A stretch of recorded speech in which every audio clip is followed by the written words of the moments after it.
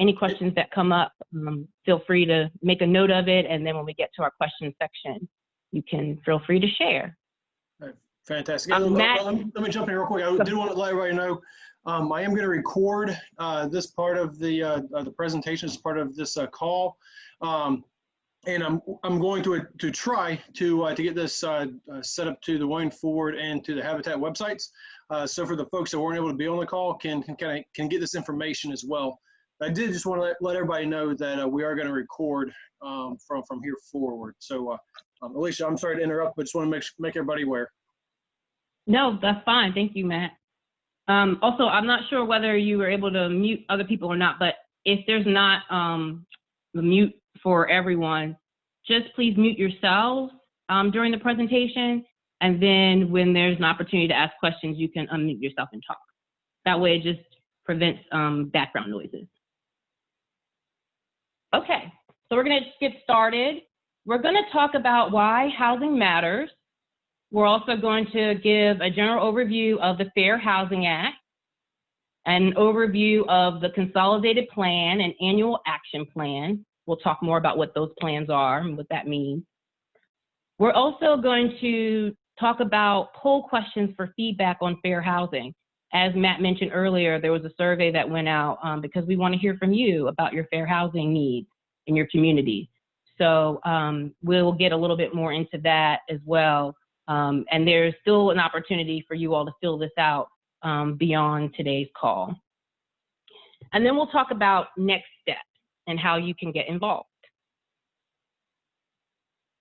All right, so housing matters because it's an essential aspect of our lives and it influences our quality of life. Safe and affordable housing are extremely important to our health, economic security, and overall well-being. Fair housing choice is important so that people have options for where to live and in order to meet their needs. So since safe and affordable housing as well as fair housing choice are so important, we need strategies to address poor housing conditions and spread out affordable housing across different communities so that people, especially low to moderate income people, have more choices of where to live. I'm going to move to the next slide. Housing is also linked to systems like schools and other institutional education systems, healthcare, employment, transportation, and the quality of these systems is tied to where one lives. So some people may live in a community where there are quality schools and quality housing, and there are plenty of healthcare options and job options. And so then their quality of life may be greater. But then there are people that may live in communities where there are poor housing conditions and underperforming schools and limited resources for healthcare and employment, transportation, and even grocery stores. So where you live is really key, and it impacts your overall quality of life. There's a quote by a man named John A. Powell, who's a law professor and author and civil rights activist, and he said that housing lies at the very heart of a system of institutional relations that reproduce inequality. Therefore, ensuring fair housing is still the critical strategy to address structural and systematic inequality. So it's really important to promote fair housing so that we can make housing and other systems more equal. And that means taking steps like fighting against discrimination in housing. It means ensuring that housing is spread out across communities and not concentrated in certain areas. It means placing housing in areas where there are important resources like quality schools, jobs, and transportation. It also means improving current neighborhoods that are maybe vulnerable with poor housing conditions and limited resources, and making improvements and allowing the residents to stay there and benefit from those improvements that impact their life. I'm moving to the next slide. So we're going to talk about the Federal Fair Housing Act because that is an important legal strategy to promote fair housing. So the Federal Fair Housing Act was first introduced in 1966 which followed the 1964 Civil Rights Act and the 1965 Voting Rights Act. Dr. Martin Luther King Jr. and other civil rights activists fought for fair housing rights because segregated housing patterns were a major barrier to a just and equal society. Move to the next slide, please. So the main goals of the Federal Fair Housing Act are to increase housing choice and opportunity, prevent discrimination in housing based upon certain factors like race, color, religion, national origin, sex or gender, disability, and familiar status. So this means that housing providers cannot deny housing, whether it's a rent or sale, or otherwise deny housing based on these factors I just identified. Another important goal of the Fair Housing Act is to affirmatively further fair housing. So that means actually taking specific steps that promote fair housing choice and end housing segregation. Next slide, please. So the Federal Fair Housing Act requires HUD, so the U.S. Department of Housing and Urban Development, which is that federal agency that has policies and funds related to housing and community development across the country. So HUD has to affirmatively further fair housing. So that means they have to administer housing programs in a manner that affirmatively furthers the policy of the Fair Housing Act, including the general policy to provide, with constitutional limits, for fair housing throughout the United States. But they have to have policies in place that promote fair housing. Do any of my colleagues have any other comments about the Fair Housing Act before we move on? No comments here. None here.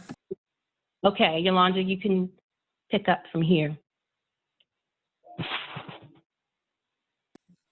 Okay, thank you, Jocelyn. So as we talk about fair housing and what duties are required now by the city of Goldsboro, the federal statutes state that a grantee is required to submit a certification that it will affirmatively further fair housing, which means that it will not just conduct an analysis to identify what impediments exist in the community that's preventing fair housing choice, but that it also has to take these affirmative or appropriate actions to overcome the effects of any impediments identified throughout that analysis. And they must maintain records reflecting the analysis and the actions they've taken in that regard.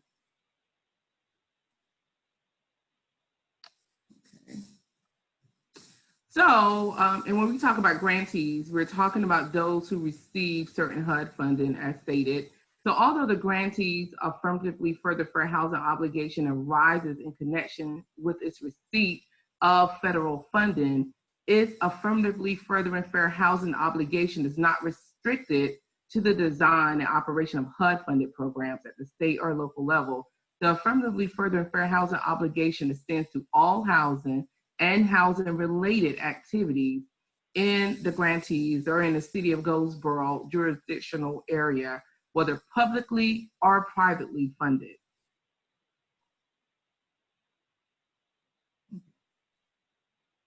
So to give you an example of how serious this is, the duty to affirmatively fair housing is, we're going to highlight this case. It's a famous case. Fair housing case where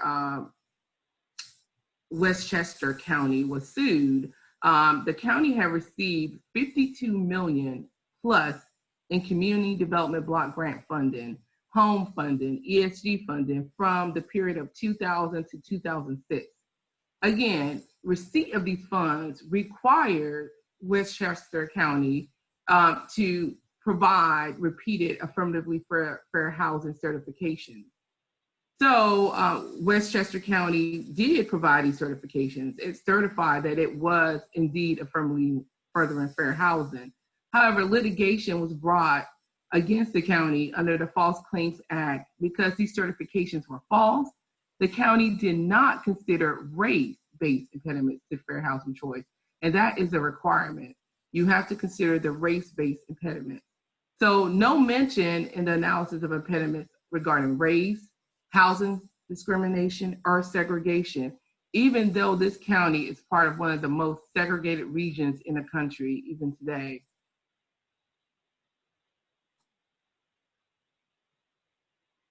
Okay, and is it your turn, Jocelyn? Or just give me a cue. You have the last slide, and I am after your slide 11. Okay, so is this slide 10? I'm on slide 11 right now. Okay, gotcha. So this is the last slide. Thank you. I couldn't tell. Settlement terms. Okay, so as a result of what happened, Westchester County came to the table and agreed to certain settlement terms. Within those settlement terms, the county was required to ensure the development of 750 affordable housing units within 7 years in the widest neighborhoods. This means there were 660 units must be built in municipalities with African American populations of less than 3% and Latino populations of less than 7%. Additional integrative criteria at the census block group level was needed. And the reason why, and I don't have the map of Westchester County, but if I did have it up before you, you will see that, you know, all of the affordable housing was just being built in African American communities and Latinx communities. So that's why the requirement was that they needed to integrate the widest neighborhoods in Westchester County. Under the settlement, the county also had to agree to supply an additional $30 million for integrative units. And the county had to pay $2.5 million in attorney fees and costs. Now I'm gonna hand it to Jocelyn. So the consolidated plan, local governments that receive HUD funds for housing and community development projects must develop a consolidated plan. And of course, this is the initiator of today's conversation. Generally, the consolidated plan covers a 3 to 5 year period. And once that period is over, the local governments create a new plan. So what is a consolidated plan? These are some of the contributing factors that are included in a consolidated plan, or the purpose for a consolidated plan. And it's designed to assess affordable housing and community development needs. It assesses market conditions to make investment decisions. It's driven by a city's receipt of HUD funds. Housing is an essential component. A city should show it's affirmatively furthering fair housing, as we just discussed earlier. And the framework for community-wide dialogue identifies housing and community developmental goals. So the city of Goldsboro created a draft consolidated plan to address housing and community development needs for years 2020 through 2024. The plan is available on the city's website for public review and comment until June 25th. A follow-up discussion to today's conversation is scheduled for June 18, 2020, where we will discuss the details of the plan and obtain feedback and comments from the community based on some of the surveys that were sent out earlier. So now that we talked about the consolidated plan, now we're talking about the annual action plan. And the consolidated plan is carried out through its annual action plan, which provides a concise summary of actions, activities, and specific federal and non-federal resources that will be used each year to address the priority needs and specific goals identified by the consolidated plan. Think of the annual action plan as a specific recipe and a big cookbook for entrees needed for a party. And that party in the big cookbook is the consolidated plan. So as mentioned, your feedback is needed. Below are some of the issues identified in Goldsboro consolidated plan by land stakeholders. Well, actually, some of our land stakeholders identified some of the issues in Goldsboro, such as lack of landlords' participation in Section 8 voucher program, the lack of affordable housing, and homelessness. So we want to hear from you. We want to hear from the community. Please answer the poll questions by the 16th of June that were sent out by the Justice Center so that we can discuss them at our next session, which is scheduled for the 18th. And now I'm going to give the floor away to my colleague, India. Okay, everyone. I'm going to read the poll questions. The first one is general background demographic question. What housing issues do you see in your community? Do you have any jobs, transportation, healthcare clinics, or grocery stores in your neighborhood? What are your environmental concerns in your community, such as water and air quality, housing, and etc.? Who do you want to influence change in your neighborhoods? Where is the affordable housing located in your community? Okay, and the next slide is more of the poll questions. What monthly rent would you consider to be affordable? How would you describe the quality of housing in your neighborhood? What needs to be improved for housing in your neighborhood? Do you have good quality resource schools in your neighborhood? Do you think there is all types of affordable housing in your community, such as senior housing, person with disabilities housing, and family housing? Do you live in a racially segregated neighborhood? The last one is, what could you do to confront the social, economic, and racial justice issues that you see in your community? Also, Selena from the Justice Center, she sent out a poll through SurveyMonkey with those questions that I just read. And we asked that the residents complete those that poll by June the 16th. Okay. Yeah, so if you're on this call and you've already done it, great. If you haven't, please do so. And encourage anyone else in your community to also fill it out by the 16th. So the plan will be next Thursday, the 18th at 10 a.m. We're going to actually discuss the poll question results. And we'll also get into all the details about Goldsboro's consolidated plan and annual action plan.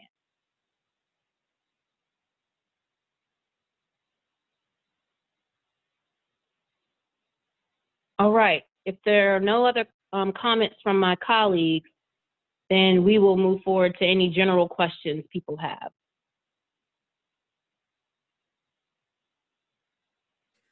The only thing I wanted to say was just, I know you guys have highlighted the need that these surveys be, that people in the community answer the survey.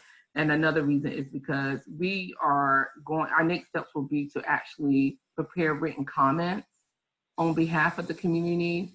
And, since we don't live in a community, we need these comments to be informed by the community, and not just the community, but by impacted residents, those residents who lack and need affordable housing and fair housing choice. One question just to clarify. One thing in the presentation, you said the Lance stakeholders. What does that stand for? I want to make sure people knew. Oh, and Alicia, you could fill in too. Well, we have attorneys who are doing work in the community. They have years of doing housing work involving public housing cases, private landlord cases. So because we want the comments to be well-rounded, those are the issues identified by our staff. You want to take over, Alicia or Jocelyn? Yeah, I just wanted to further talk about, and I think you did a good job of summarizing, Yolanda, pretty much, the attorneys, the individuals that work within the Lance firm, they've identified some of the issues that they've noticed for the years that they've been working with the city of Goldsboro. So, a stakeholder is an individual that has, key input and inserts in a particular area, and that's what that would be. And that first bullet regarding a landlord's lack of participation in Section 8 voucher, and we see this in a lot of areas that we serve. We see voucher discrimination. Private landlords are unwilling to participate in that program for whatever their reasons are. So that increases the lack of affordable housing, and that puts more of a burden on your housing authority to meet the needs of those people who may be at 30% of the AMI or lower.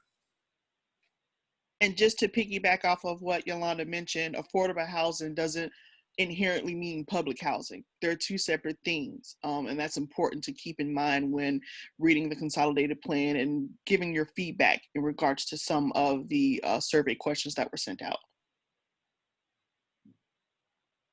All right, fantastic. Thank you all so much. for walking us through that. Are there any questions? I know we've got several folks on the call, and I'm sure there's some questions about what the Fair Housing Act is and some implications it has for Goldsboro-Wayne County. Anybody have one that comes to mind? Have a question? Feel free to unmute yourself. Oh yeah, Francine, I see your hand up. Let me I'll unmute you. Okay, go ahead. I did the survey, and it was a bit confusing or difficult for me to weave through it, because the neighborhood and community, I'm not sure what the difference was.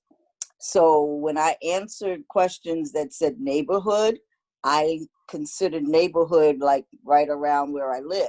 When it's community, I'm thinking Goldsboro as a whole community. Was that the intent of the questions, for us to look at specifically where I live, like within maybe a 4-block radius as neighborhood, as opposed to community, which is Goldsboro as a whole? Hi, Ms. Francine. That's excellent feedback. Thank you for that information. I think our intent was to have community and neighborhood to be synonymous. They were going to be interchangeable.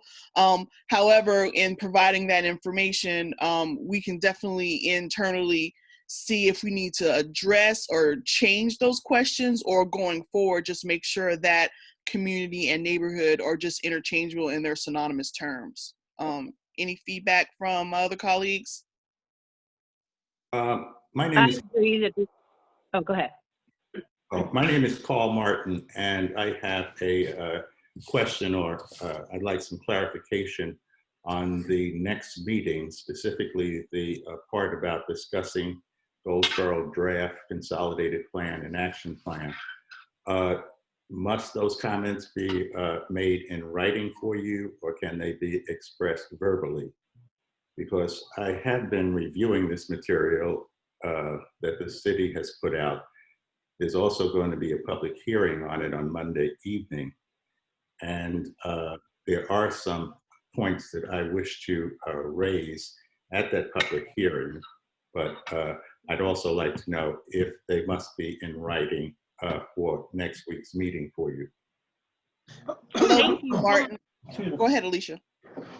Thank you. No, you do not have to put it in writing. So you can express your comments or concerns verbally at our next meeting. And that's great that you've already been going through the materials to have an understanding of it. Yes. And you plan to talk at the public hearing. So that's great news. Thank you. And get back to Ms. Smith's question, Jocelyn. You had asked, did any of us have any? Yes, about neighborhood versus community distinction, or is there a distinction? Further clarification. Ms. Francine saw it as two separate items, and there was some confusion there. And I appreciate the feedback, Ms. Smith. Yeah, I do think it's separate, because I think you have the whole community, and then you have specific neighborhoods, especially if you want to talk about racial housing segregation. I think we probably need to be specific about neighborhoods. That actually was going to be my comment and question as well. I totally agree with Ms. Smith, because like the neighborhood that I live in, I'm right there on Herman Park. You know, we've got a wide variety of price points for houses. We've got apartments. We've got, we have racial integration. There's a lot of different folks who live there.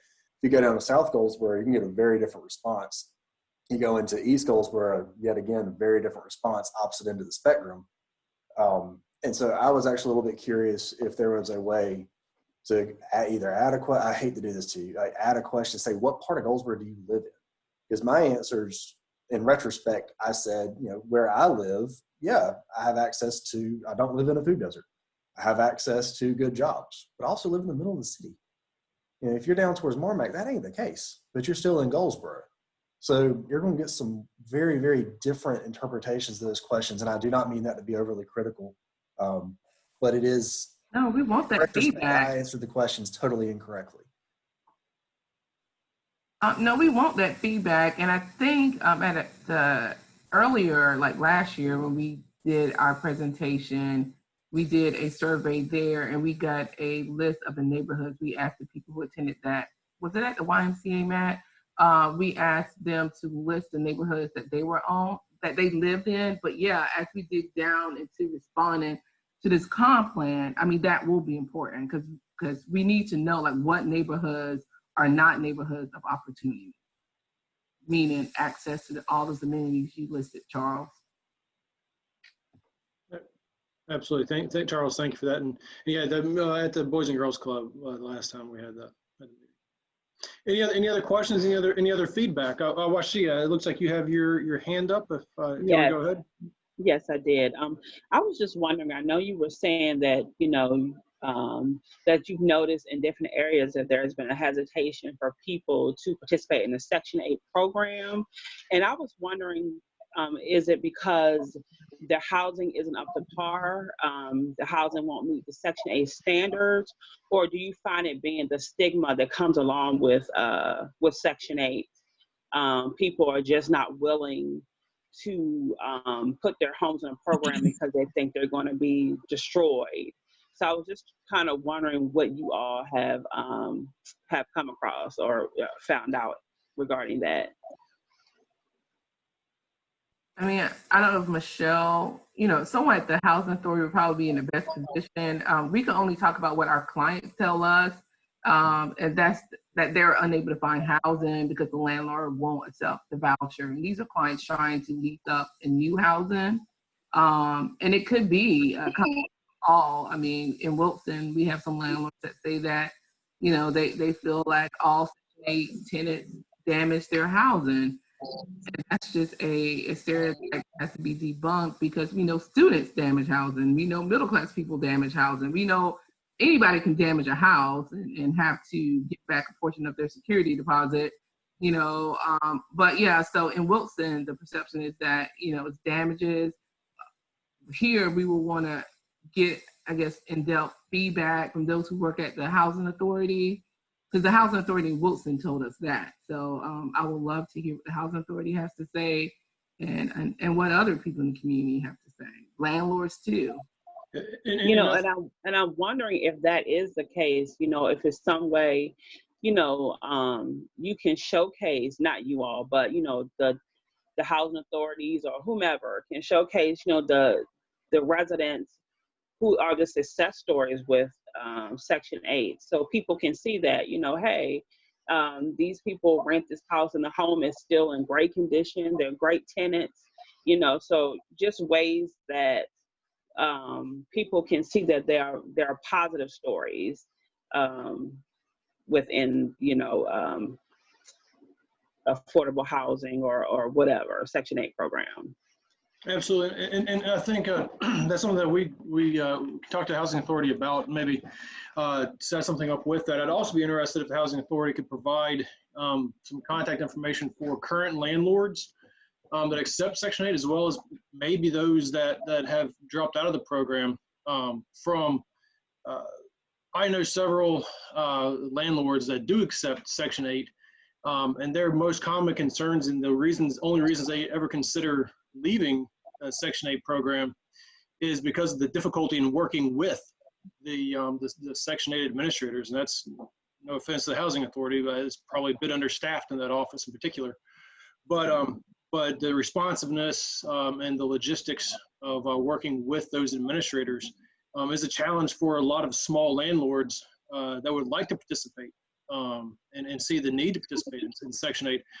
From what I'm told by Section 8, by several Section 8 landlords. So just another point of view that some of it's also on the federal requirements on the staffing of the office and of all those logistical needs. Because there are landlords in Wayne County that want to do the right thing and make those opportunities available.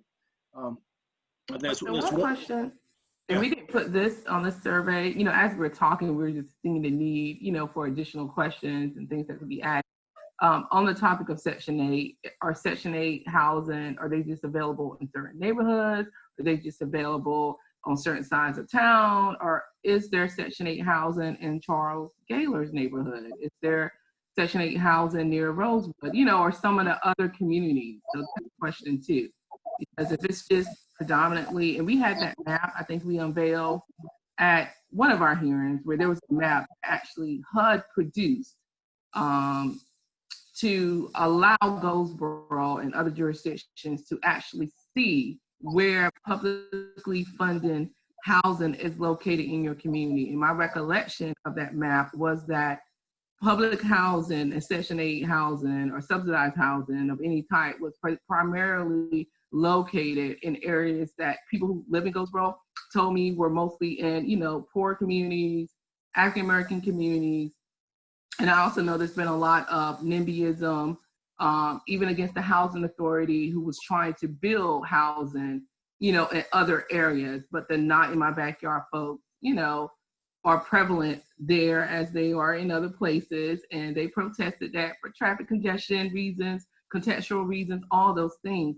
That is an impediment to fair housing choice, because you got to realize there's affordable housing and then there's fair housing choice. Fair housing choice means that affordable housing has to be built throughout the city and not in just certain areas. And if that's an impediment, if NIMBYism, which they have listed that, and we're going to get into that next week, as being this huge impediment to fair housing choice, then Goldsboro now has to take action and list what those action steps are to combat that impediment to fair housing choice. If I may, does that require a lawsuit against Goldsboro to make that happen?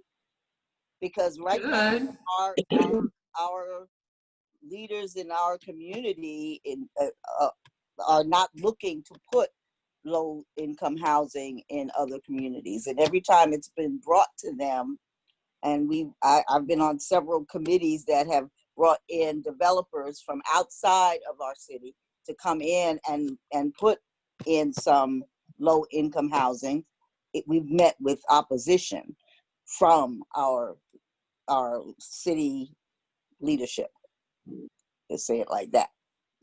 And that's why, I mean, litigation is always a tool that most people want to jump on, and not saying that we are not willing to go there if we have to go there on behalf of the community, if that's what you guys choose to do. But what we're seeing is that sometimes when we educate a city, like we had to really educate Rocky Mount about its affirmatively furthering fair housing duties, and that did not mean saying, oh, there's discrimination with the hands off. It had to be an affirmatively furthering fair housing action taken by the city, or it's going to cough up possibly the millions of dollars it's getting from HUD. You know, and that can be a HUD complaint. There's a complaint process, and then there's a litigation process.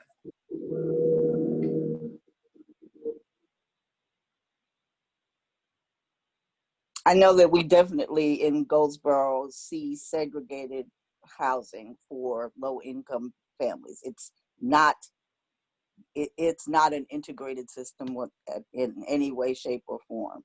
And I'd be interested in seeing this HUD-produced map you mentioned. How do I get to see that? I can email it to you and to this group. You're Matt. Are you on the listserv with Matt? Yes.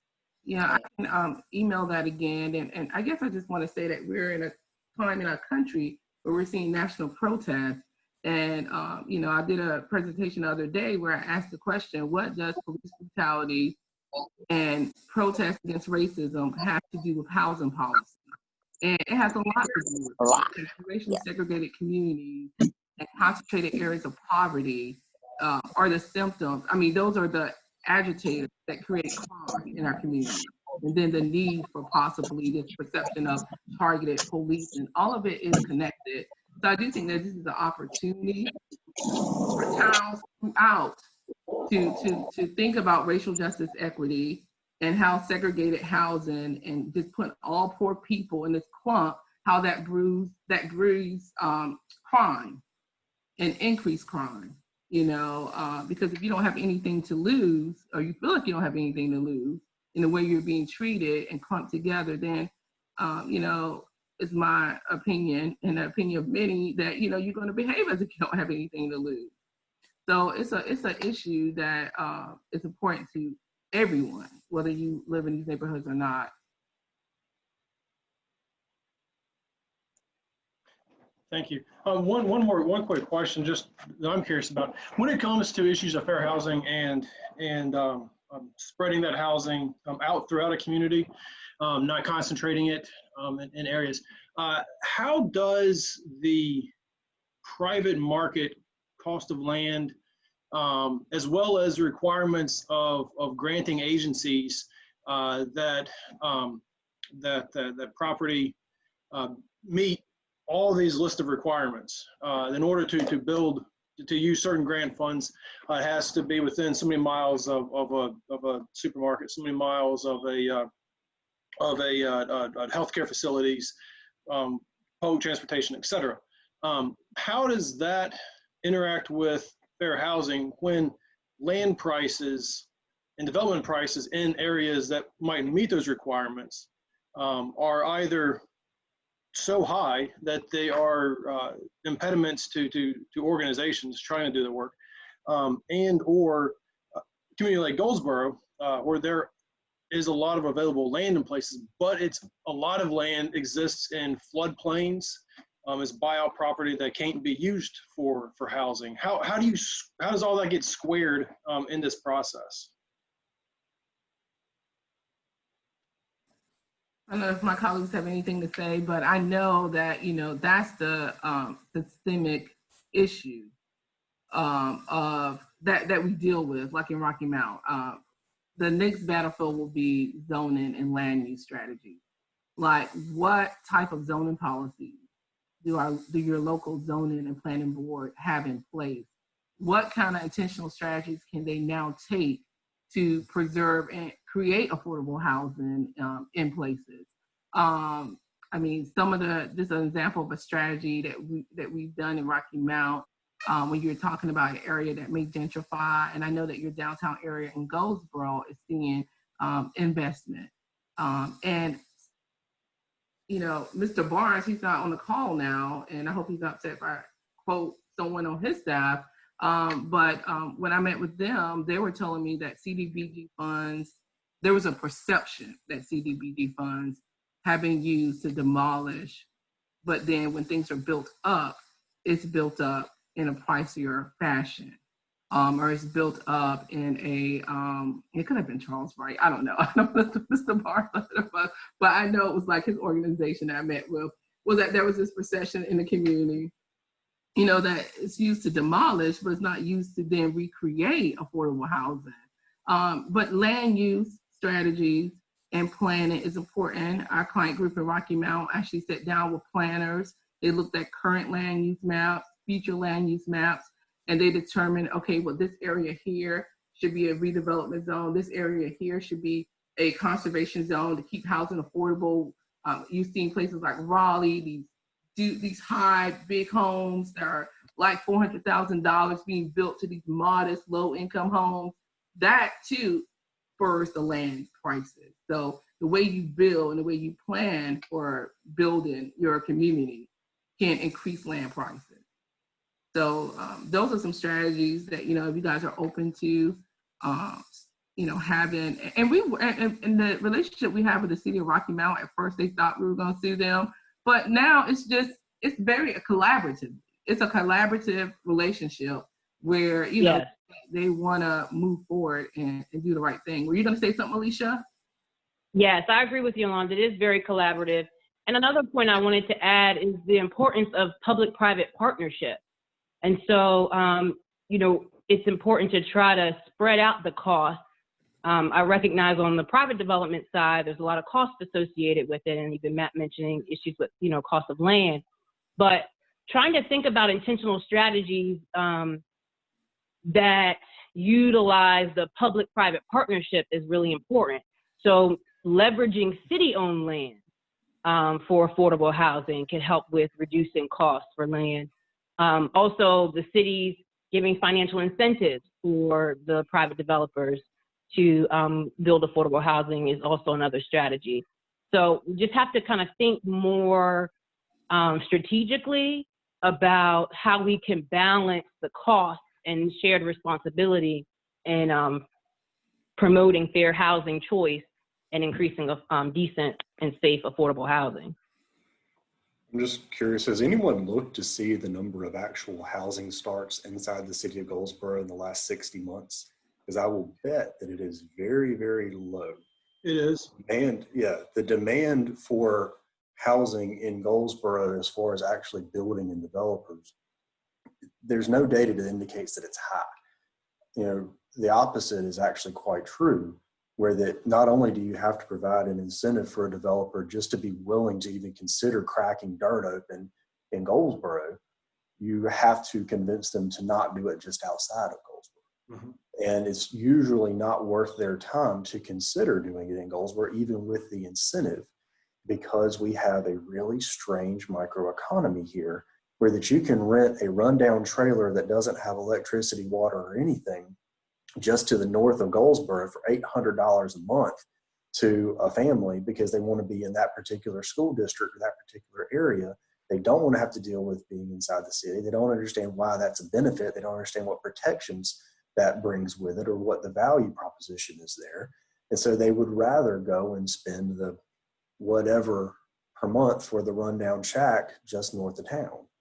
And we've got a really big issue just with that, where that we've got to find a way to get our hands around landlords that have the financial incentive to continue doing that and providing housing that is way below standard, way below state law standards.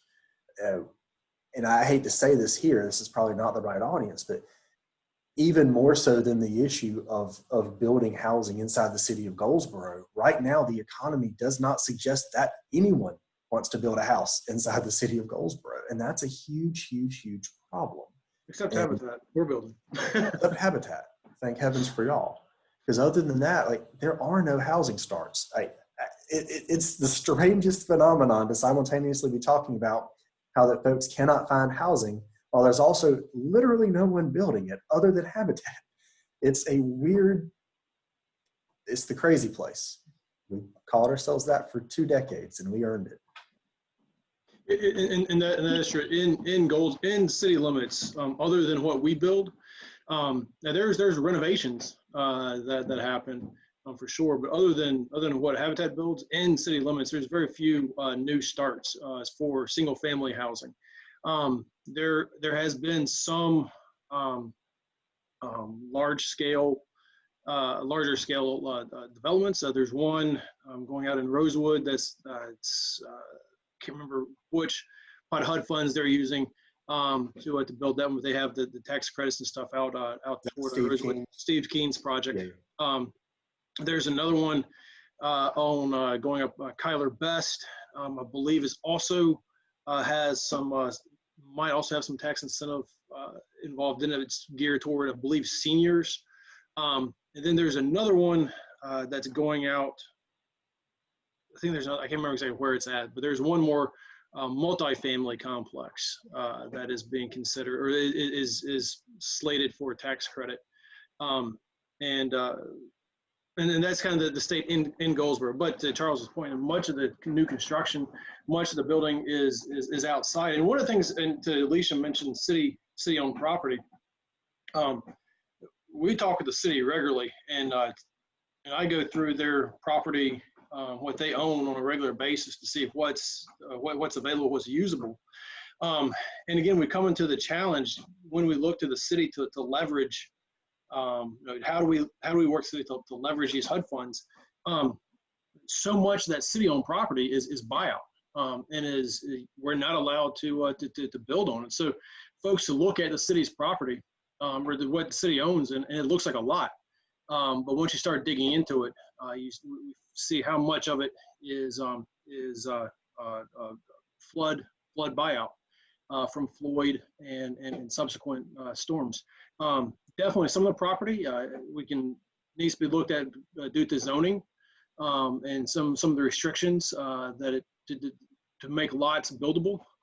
There are some concerns about that for sure, but once we exclude those lots that are buyout flood properties, that the city inventory gets a lot smaller in reality. Same thing with development costs. I mean, we've recently run costs on running a quarter-mile of road and water and sewer.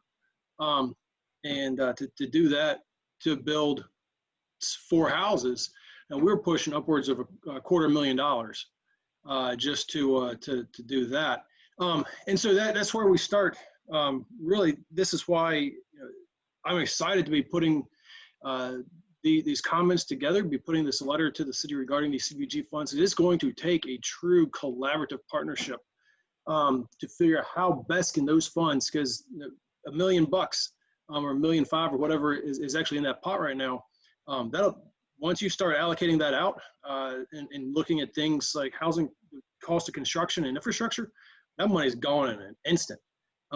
Once we started looking at how to do these things. So I'm looking forward to this being a first step in a good collaborative discussion with all of us, with others who aren't on the call that will be involved in future discussions, as well as with the city on how those funds can best be utilized and leveraged and brought into some public-private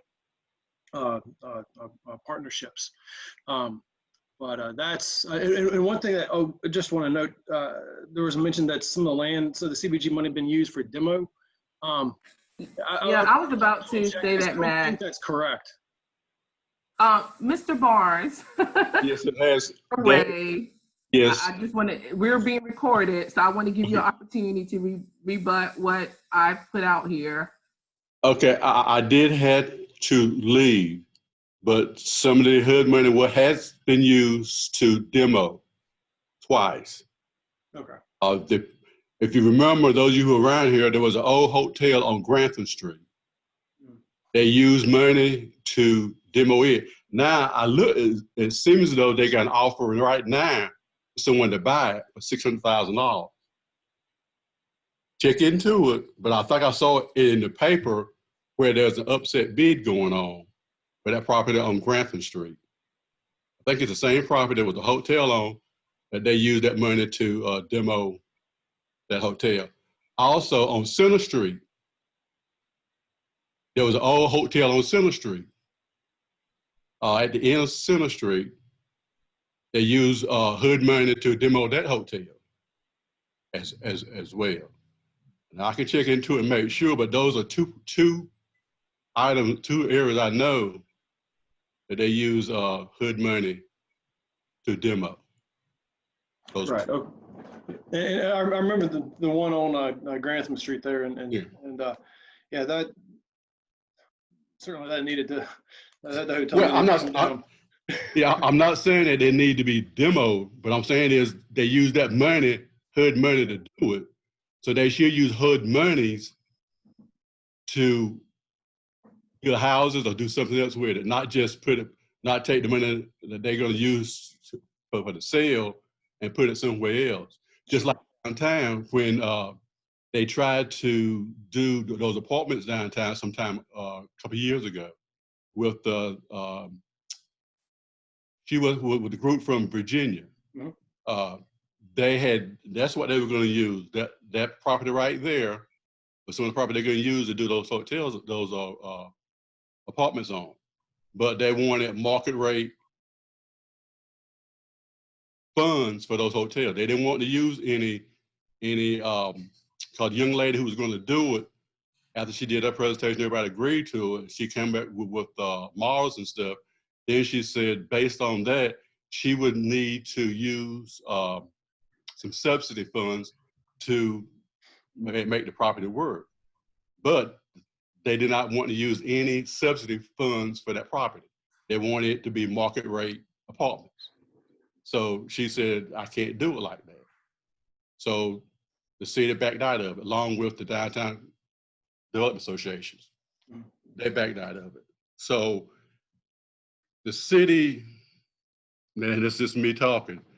The city, I don't think has done a good job of marketing affordable housing. They don't have I haven't really seen a plan. They rely on other agencies to come up with a plan and we'll help you. But they need to sit down. There are a lot of vacant houses in the city that don't need infrastructure to it. Infrastructure is already there. If they take those houses, they tear down and allow someone to go in and build those houses back up, you have it, but they're not doing it. They're tearing houses down, but they're not doing anything to help replace those houses they tore down in the city. You can ride around in the city, John Street, way uptown on Hugh Street. There's a lot of vacant, rundown houses on those streets. That if the city had a plan, sit down and develop a plan how they can come in there with those lots, vacant houses they tore down, and build some affordable houses up in there. It can be. Greenville has done it. Absolutely. But Goldsboro does not have, I haven't seen a plan where they say, okay, this is what we're going to do. They rely on Habitat and other agencies to come up with ideas what they and we'll support you. That's not going to do it for the city, because a lot of the agencies who will build houses, they're not building for affordable subsidized homes.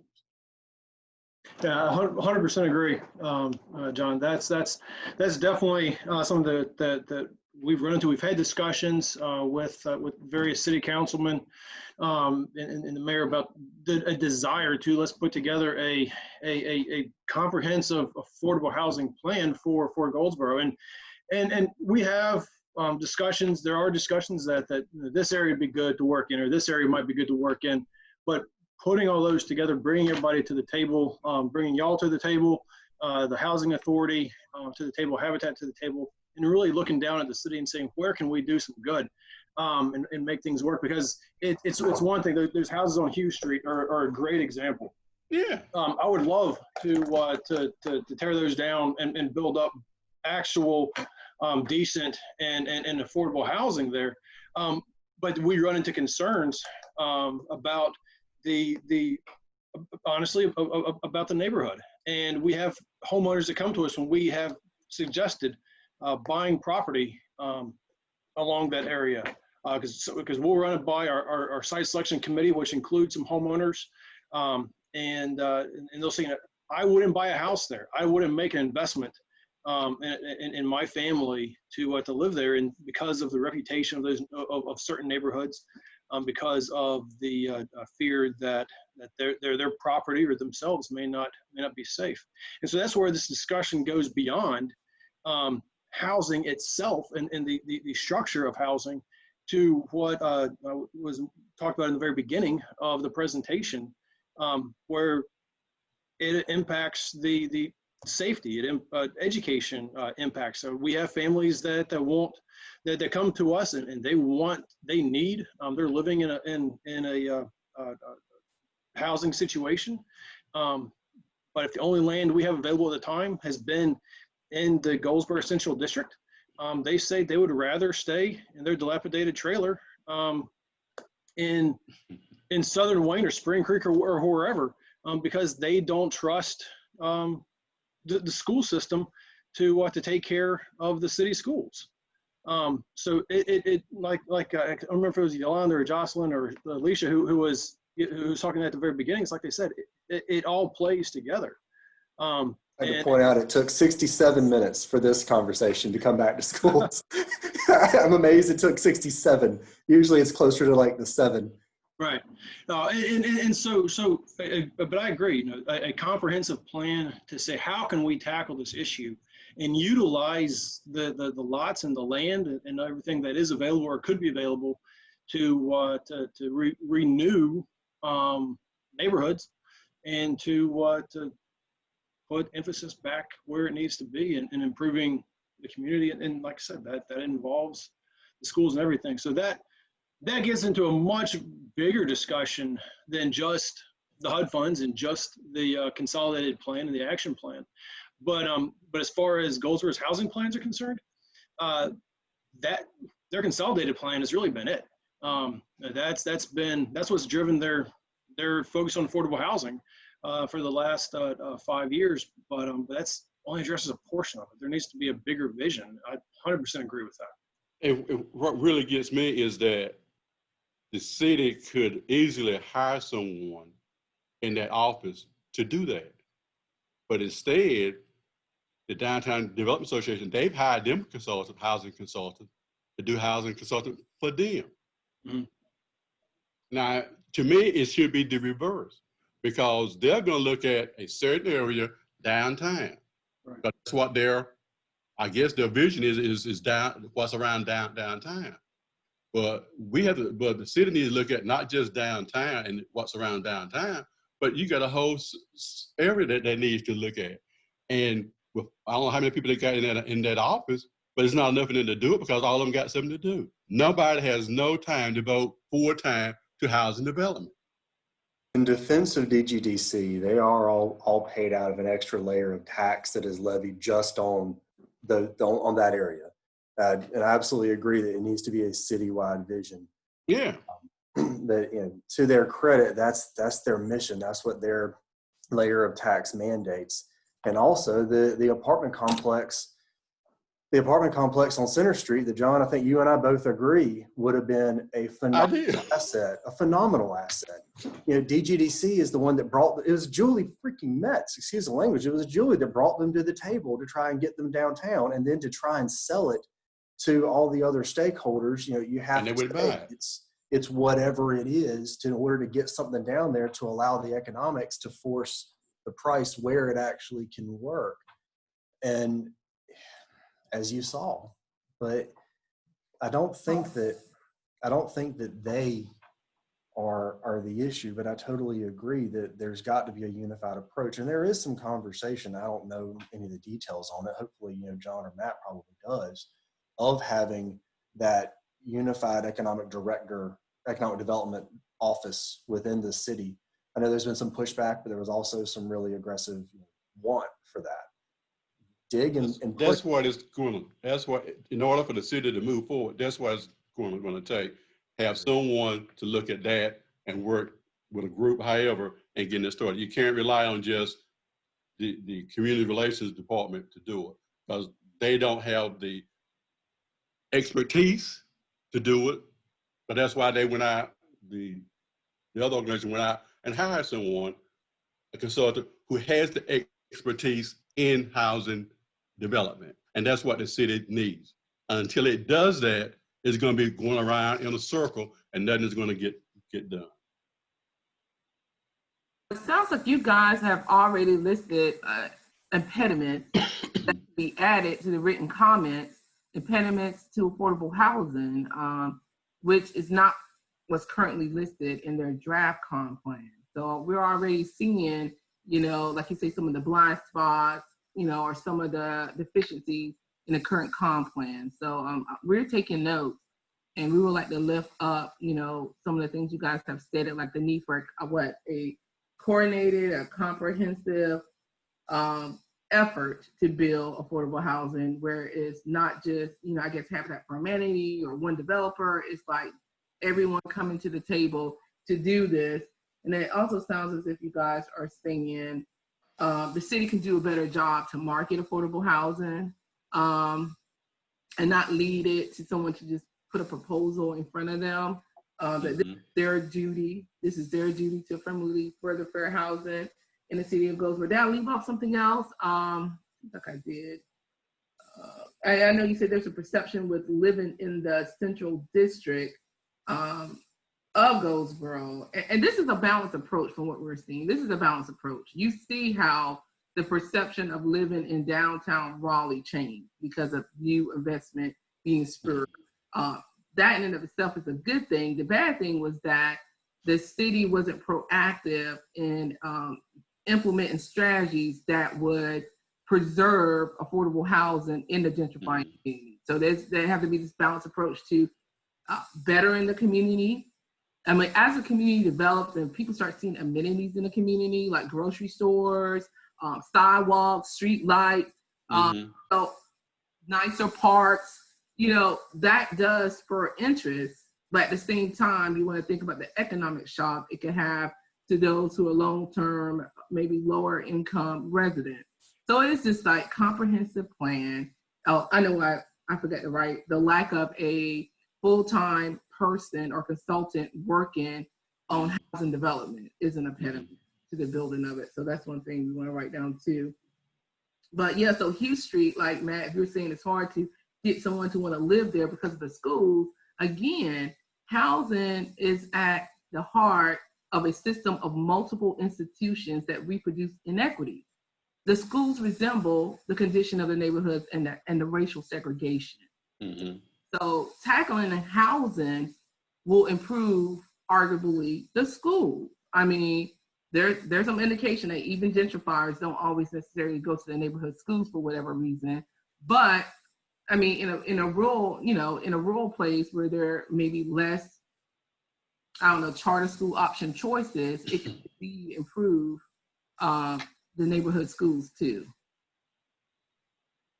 And a lot of things are perception. And there's a lot of reality to it. But when we talk about the safety in some of these neighborhoods, a lot of that is reputational. And that's just a matter of turning folks' perceptions and turning an area's reputation around, where there might have been issues 5 years ago, but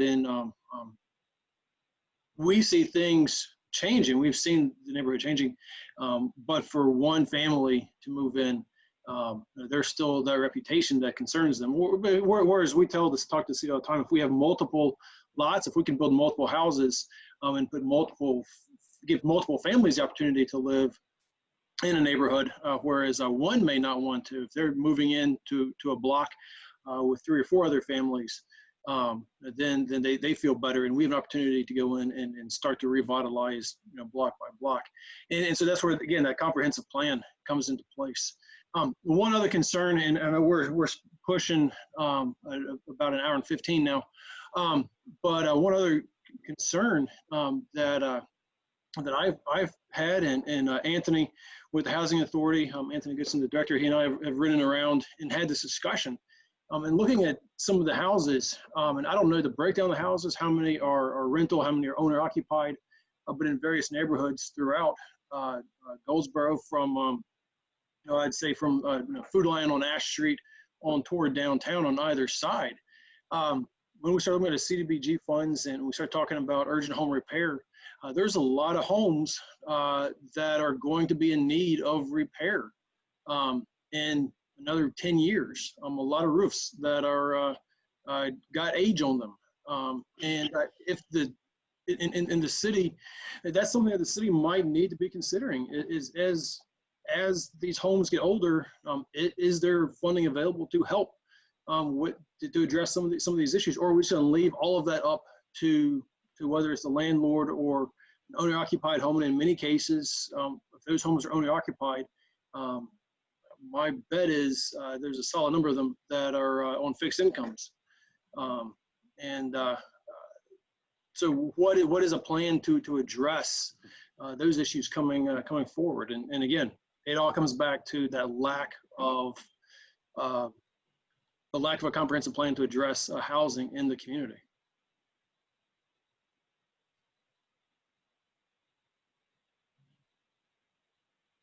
Are there any, like I said, oh, you go ahead, Yolanda. I was going to say, I was just thinking it could be a possibility we can look at how much money is currently being used towards this urgent housing repair to see whether or not you guys think it should be increased. Because like you said, it only will go to owner occupied homes. Mm-hmm. So I don't know if that can help renters, unless I don't think the landlord can do it, because I think the definition is owner occupied. So, but you can take a look at the budget or the allocations made towards that pot of money to see if you think it's adequate. Have you? Do you think it's adequate, or it's just? This is Carl Martin, and I will say I think it's inadequate, just based on what I see in the plans as far as how the funds are planned to be used, or the proposed plans for how the funds will be used. Serious concerns about that. And I would say, based on the number of calls that we get for folks in need of housing repair and that sort of, and major housing repair in some cases beyond what we're even capable of considering, I would say that is an area that there could be more attention paid to. But again, it's a balancing act, and having a plan to decide how much to do, rather than just pulling numbers out of a hat each year and allocating it. is kind of critical. And do you know, I'm sorry, Mr. Moore, I was going to just say real quick, we didn't see in the comp plan, and we're going to talk about this later, but this conversation is organically growing towards what we're going to do. Is like, I didn't see, and we're going to go back through the large document again, like where Goldsboro specifically said what the need was, like how many units. I know they broke things down by, who was at 30%, 50%, and 80% of the area median income. So we do see some disproportionate needs based on race that are glaring in that con document. I guess it's also knowing how many affordable units is needed, based on the group of people with the most need, like how many units are needed. And like I said, I can't recall if it says that or not. I know my staff and I went over it last week. They may know the answer. Jocelyn, Alicia. Yeah, that was one of the things we wanted to talk about as part of the concerns during our review in conjunction with what everyone on the call next week will talk about. That was one of the things we wanted to bring up. And one of the challenges, I guess, in addressing that, and one thing, that, and if y'all have a way of finding this out, I would love to know, because we could use it as well. But like Charles said, there's hasn't been a lot of call for building new construction in the community. So I don't know how easy it is to put a number on how many units might be needed. It's one of those situations where there might be enough units that exist if all the units were in good repair. But I don't know, and I don't know that the city currently has a good way of knowing just how many people, how many renters especially, are living in units that are not up to standards. And so much of that relies on landlords to be reported, and we all know tenants are hesitant to do that a lot of times. So what, and if you look at like census, they only look at dilapidated and housing need issues if there's no running water or the major things. They're not looking at, is it just an apartment that doesn't meet minimum housing standards, but it's never been turned in because tenants are hesitant to do that. So I don't know if there's a better way to capture that information. I think that's would be maybe an interesting discussion for another time. As we push an hour and a half, I don't want to shut this conversation down because it's been great. But I also want to be respectful of everybody's time. Just let me say one thing about the urgent repair and all. And yeah, it is for homeowners, but the city can, through North Carolina Housing Finance Agency, get funds through that. I know 1 year, I think 2 years ago, they got $150,000 for it. But the thing of it is, you have to get the money and you have to use it. Mm-hmm. They don't have anyone in the office designated that's going to find out the need. I mean, they've got, I don't know how many people they have in the office, but there's not a lot of them in there. And you got they're doing human relations, community development between them all, and nobody has a designated area to work on. But you can get this money, it comes out every year through North Carolina Housing Finance Agency for that type repair. But somebody has to, the homeowners apply for it, but then the paperwork has to be done, it has to be followed up. And we find out that it's slow. It's real, doing the paperwork in the city is slow, and getting contractors to come in and do the work. Mm-hmm. So the money is there. It's just that you have to, once you apply for it and you get it, but they give you, like, I think it's either $30,000 or $40,000 per house. And then the city gets another 10 for their administrative work. So it's there. The city has applied for it. They have gotten some of it, but you have to make sure that it's followed through on. And before we get off, I know that we're short on time, as Matt mentioned. I just wanted to confirm, it seems as if we need to add an additional question to the survey that identifies what neighborhood individuals are from. Is that correct? folks on the call? Ms. Francine? Okay. All right. Yes. Yes. All right. And Selena's going to help us out with that and updating the survey with that information. And was there, I know we also had to talk about the section 8. Was there a need to put any sort of specific question about section 8 on the survey as well? Or is that something we would come back to at a later time? Well, Yolanda, do you have any feedback on that? I know we identified that as one of the stakeholder concerns. We can definitely talk about that next week and decide if we want to incorporate that within the written comments that will be submitted. Do we need to add something in the survey that talks specifically to that? I guess we can. I know Ms. Lancaster had mentioned, trying to dig a little deeper into the why. So we don't have a question regarding like, have you experienced difficulty in obtaining Section 8 housing with your voucher? We should put that on there. And then maybe a sub question, why, what reasons were you given?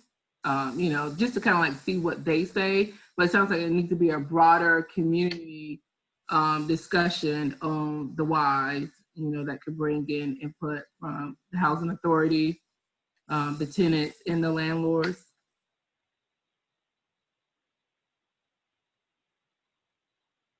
Okay, Selena, we'll get with Yolanda on that specific question so we can send it to your way. Yeah, we'll flush it out. Thank you. All right. Well, again, no, I don't want to shut this conversation down. I'm willing to discuss these issues, concerns, as long as anybody else wants to. But I do know we've been on here for about an hour and a half, and I know for some folks that's about as long as you can take a Zoom call and looking at these screens. So are there any last thoughts, any last comments, questions, concerns before we start to let people go? One of the last things, and I think one of the most critical things for me when I look at our community as a whole, is we do not have enough resources in our community for homeless people. And homelessness is a true issue in Wayne County and Goldsboro, and we don't address it. So we talk about affordable housing, but we don't talk about housing for people who don't have any funds whatsoever and are therefore living on the street. And I think that a comprehensive housing plan that does not address homelessness would totally miss the mark. Agreed. Thank you. And to that, a comprehensive plan that doesn't figure out a better way to count the number of homeless. We've had discussions. Some of y'all on this call have been part of these discussions that there is a need to get a better handle on how many folks actually are homeless. Not necessarily the HUD definition of homeless, the point in time count definition of homeless, but those that are effectively homeless that aren't always counted. So that would be because if you look at those basic numbers, it's not. Somebody might look at that and say it's not that bad, but we all know that those numbers only are very poor representation of reality. Linda, you came on. You had something you wanted to add? Yes, I did. I certainly want to agree with Ms. Francine about the homelessness. There's a great need for that. We see that we get not just as many telephone calls for that situation as we do domestic violence and sexual assault, but we get a high number of calls for that. And our staff is taking time trying to reroute those individuals or those phone calls. And I also would like to agree that when we tear down and rebuild in these neighborhoods on Hughes Street or whatever, I agree that we should build in clusters or one or two houses, more than one house at a time, because people don't want to be isolated. They want to have neighbors. And I think years and years ago when we were part of the Harris Street development, we saw that, as soon as we built one house, then they were asking, when is the next family coming? Because they don't want to be isolated. So I would agree with that. Absolutely. It also makes it easier to build when you're building multiple houses at one point. It's much more efficient for a developer. Yes, yes. I was going to say, well, from Ms.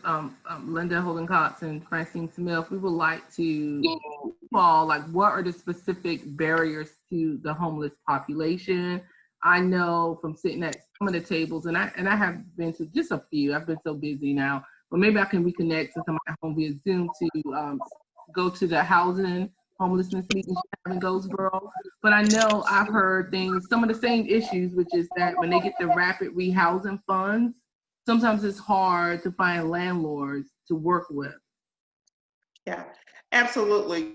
We received those funds about 2 years ago, and we had a staff person like Mr. Barnes was saying. You have to have that staff person who actually designate, their responsibilities and duties are actually for that population to take care of all those responsibilities.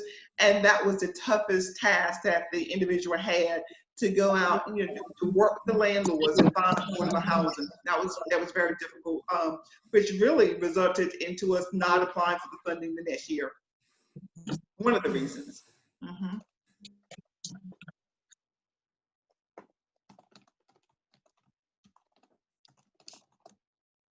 All right, anybody have anything else?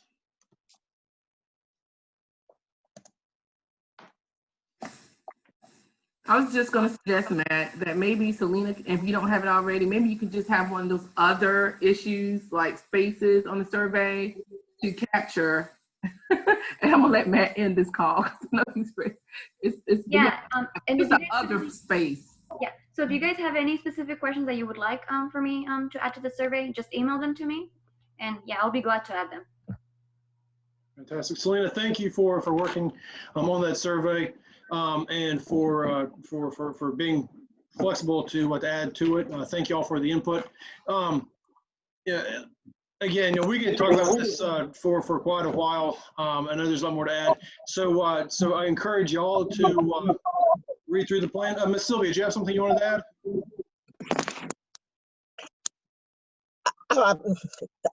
I did. I'm not sure whether you can hear me. Yes, ma'am. Okay, I just want to add that I did get a copy of the survey, and I did that survey, and I sent it in. And I too, like Ms. Francine and some of the others, I was confused about some of the questions that was asked on the survey about where I live, and I was confused about the community and the residents.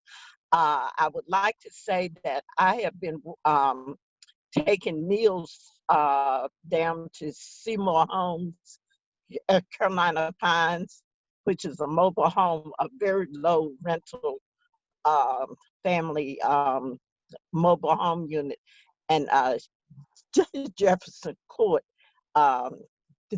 It's summer, and I have a lot of issues and concerns. I know they are probably not a part of Goldsboro City Housing, but I do have some questions. I know that we don't have any time, so I will take the time, and I will email you, Matt, and Selena with some of the other concerns.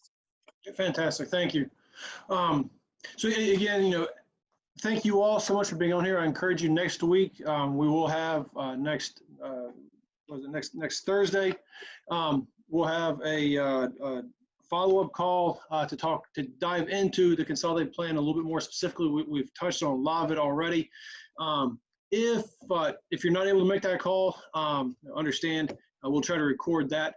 But if you are able to make it, please get on it. Please share with somebody else.